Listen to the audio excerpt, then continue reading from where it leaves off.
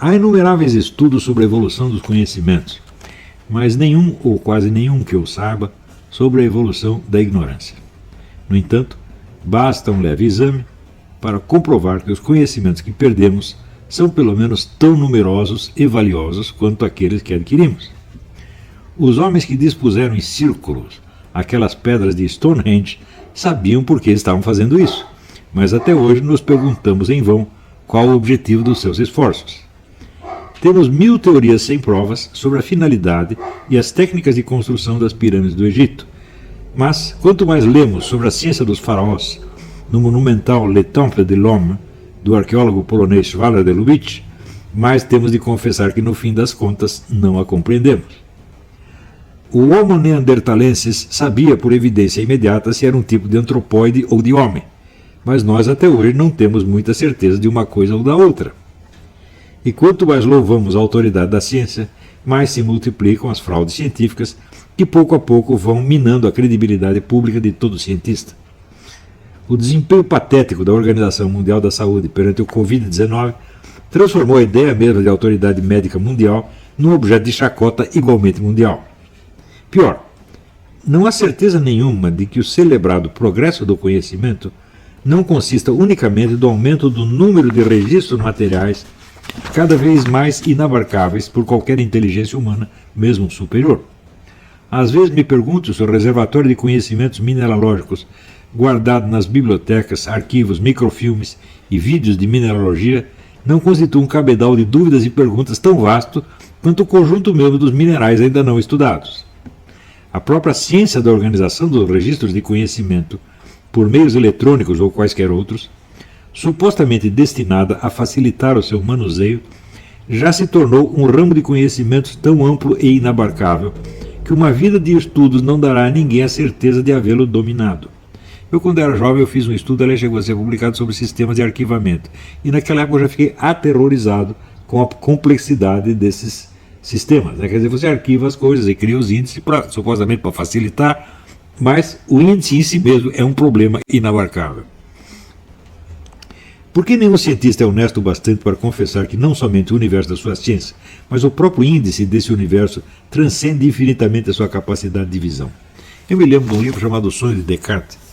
Ele estudava o progresso das matemáticas e dizia que àquela altura, o livro já tem mais de 20 ou 30 anos, naquela época o número de trabalhos originais que se publicavam anualmente só sobre matemáticas puras era tão grande que os chefes de departamento de matemática nas universidades não conseguiam entender as novas propostas de investigação, então eles soltavam ou negavam verbas assim, no escuro. Isso quer dizer, eles não tinham o menor controle sobre o conjunto da sua ciência. E note bem, não era mais complexa da ciência, era mais simples, que era matemática pura. Hein? E como é possível levar a sério um profissional que parece não ter consciência dos limites mais óbvios da sua capacidade de exercício profissional? Segundo todos os indícios e evidências, o progresso do conhecimento, por mais que tantas pessoas acreditem nele, não é o nome de uma realidade palpável e descritível, é uma metonímia, o nome de uma profissão de fé, ou melhor, de um problema. De um problema, até agora, insolúvel. De fato, não podemos medir o quanto aprendemos se não sabemos o quanto esquecemos. Isso me parece a coisa mais óbvia do universo. Não é isso? Se você perde um conhecimento e adquire outro, quanto você ganhou? Nada. Você não saiu do lugar. Então, é óbvio que o repertório da ignorância é a única medida que você tem, o único instrumento de aferição que você tem para saber se você de fato progrediu no conhecimento ou não. A impressão que nós temos de progresso do conhecimento é, em parte, vamos dizer, uma impressão visual causada pelo número de aparatos técnicos que apareceram. Quer dizer, isso é evidentemente uma metonímia, porque tudo aquilo é conhecimento. Fala, não. Aquilo é um aspecto, ou um pedacinho do conhecimento. Você não pode medir o conhecimento pelo número de equipamentos que ele está gerando. Isso é inteiramente absurdo. Né? Então, a única noção que nós podemos ter de progresso do conhecimento depende da aferição da ignorância, isso é, a aferição dos conhecimentos perdidos. E basta um pouquinho de estudo da história antiga para você ver que a quantidade de coisas que os antigos sabiam que nós não sabemos mais é um negócio assombroso. Nós não precisa nem recuar 5.000 anos. Se você pegar, vamos dizer, os vitrais das catedrais medievais, hoje nós não sabemos como eles eram feitos. E os caras sabiam fazer, tanto que fizeram. Quer dizer, era algo que durante muito tempo foi propriedade pública. Muita gente sabia e apagou. Não é isso? Então, quando você pega, às vezes, alguns textos que também não precisam ter 5.000 anos, né? Textos de 500, 600 anos, você vê que às vezes você tem dificuldades insolúveis na interpretação desses textos. Bom, então você, por esses dados, você obtém uma medida do esquecimento. E daí você vê que o progresso do esquecimento é tão grande quanto provavelmente tão grande quanto o progresso do conhecimento, ou mais, ou maior. Né? Quer dizer, eu não estou usando essa expressão progresso da ignorância, assim, a esmo, não é uma figura de linguagem. Eu estou falando de um conceito material, né? Que são dados que foram perdidos. Né?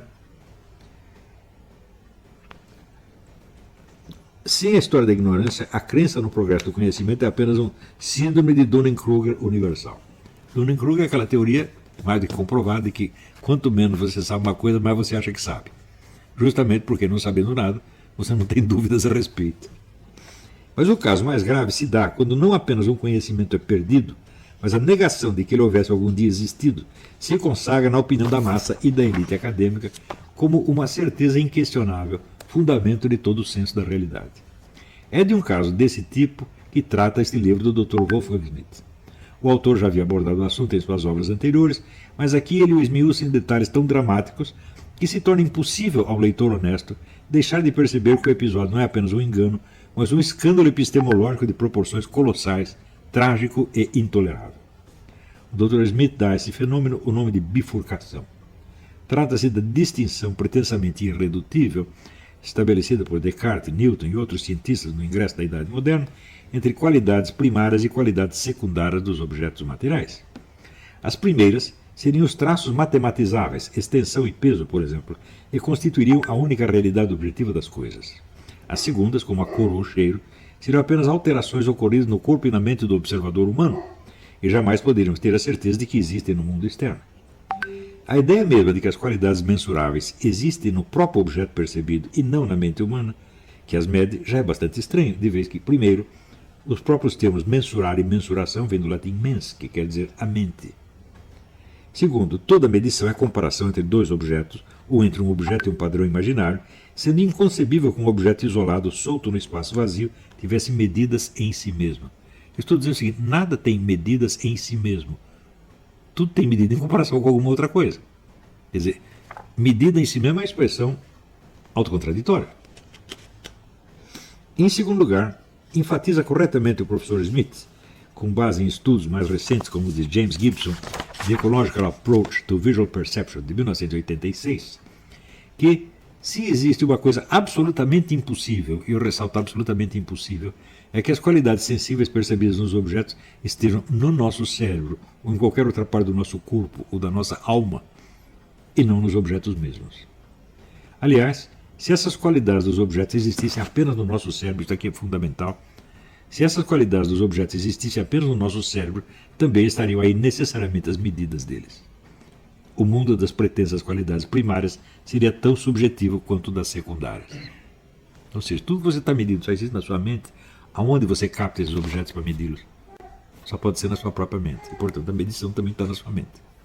Não tem escapatória. Agora, eu pergunto assim, como é que sabe? Ninguém vai dizer que Descartes era um idiota ou que Newton era um idiota. Claro que não. Como é que sábios dessa envergadura caíram nesse negócio?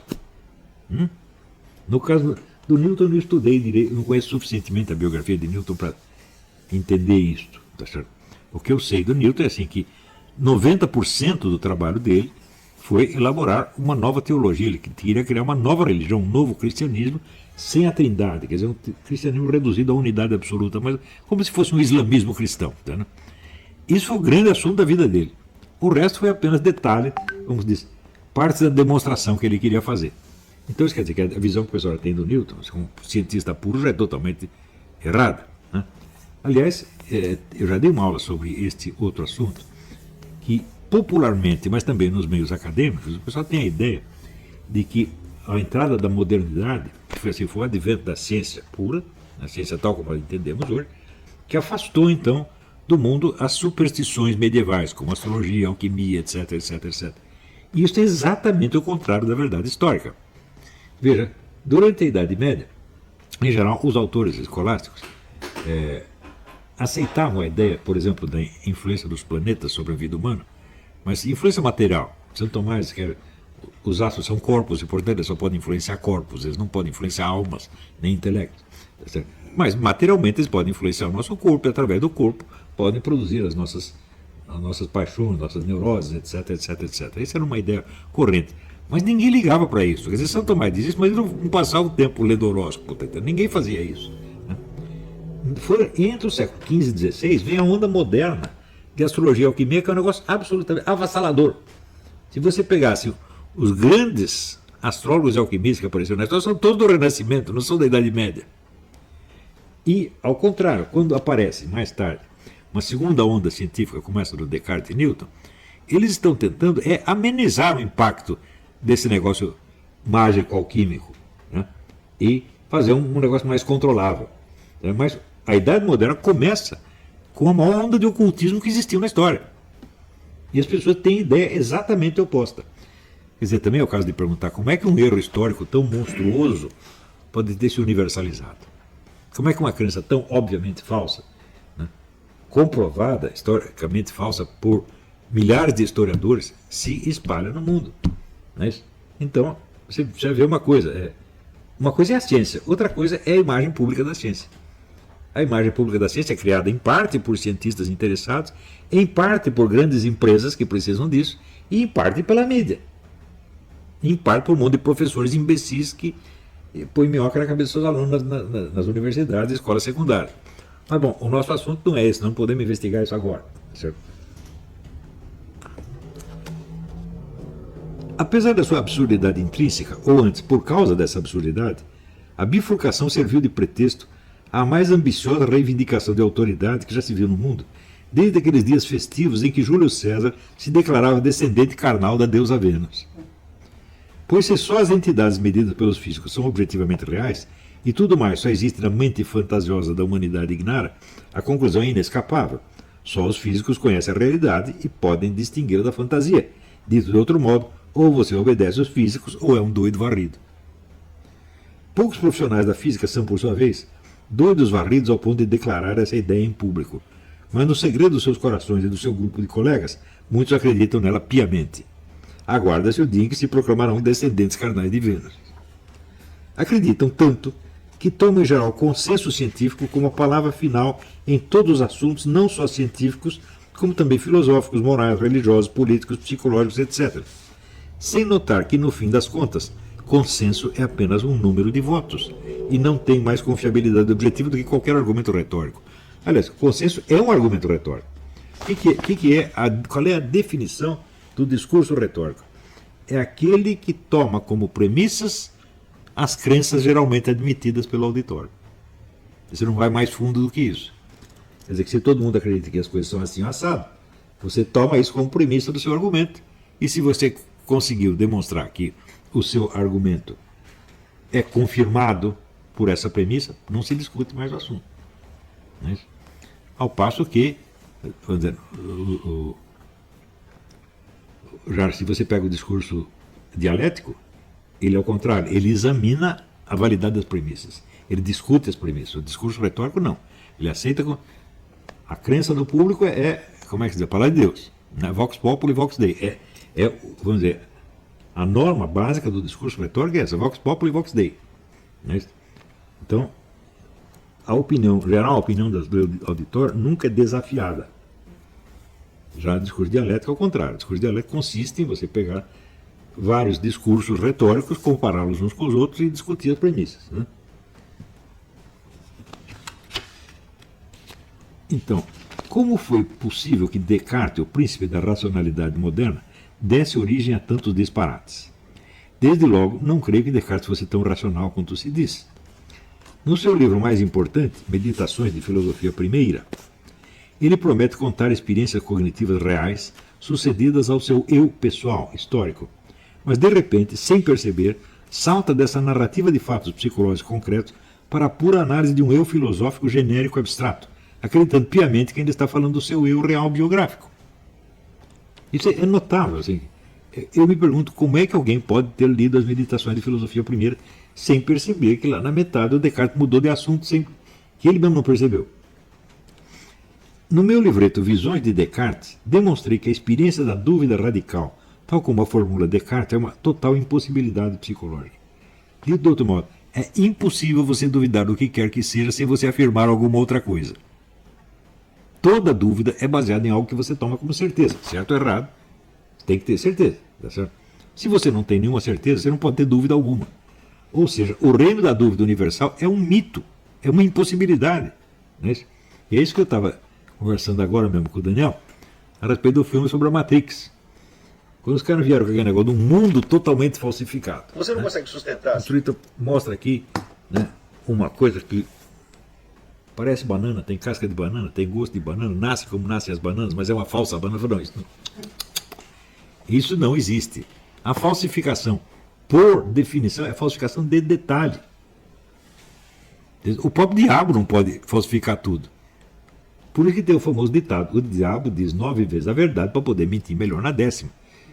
Se ele não tivesse de posse de nenhuma verdade, ele não poderia mentir, porque ele mesmo não saberia o que está se passando. Não é isso? Então, por exemplo, se o diabo quer enganar você, algo da sua psicologia ele tem que saber de verdade.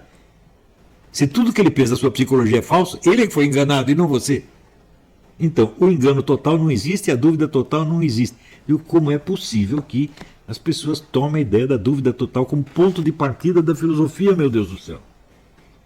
Quando um pouquinho de experiência da vida mostra que essa dúvida total não existe. Ela não é pensável. Só existe dúvida parcial. E sempre a dúvida é num ponto mínimo.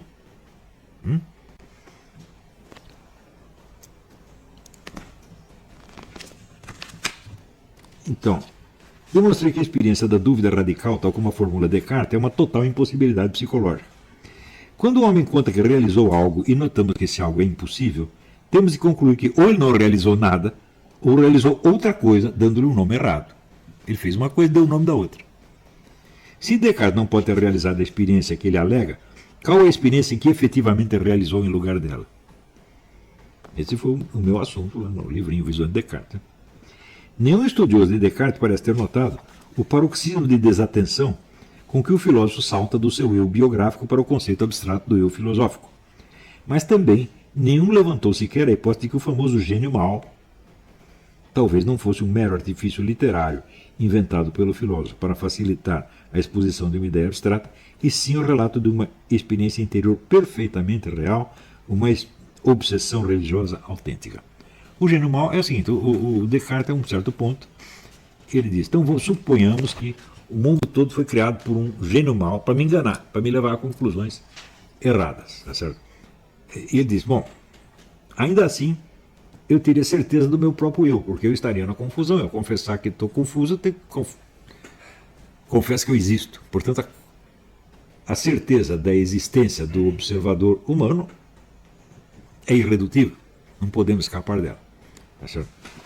Então, o pessoal imagina que essa hipótese do gênio mau foi um artifício literário inventado pelo Descartes para explicar a sua teoria. Mas, quando vemos os famosos sonhos que Descartes teve durante os famosos 3 sonhos que teve no Reviário, você vê que a obsessão do gênio mau está ali, já está no próprio sonho, meu Deus do céu. É uma coisa muito profunda nele. Ele está sendo conduzido por uma ventania que eu está levando, né? Uma ventania que supõe que é uma coisa muito má que eu está levando. Então ele tem essa obsessão do gênio mau, está dentro dele.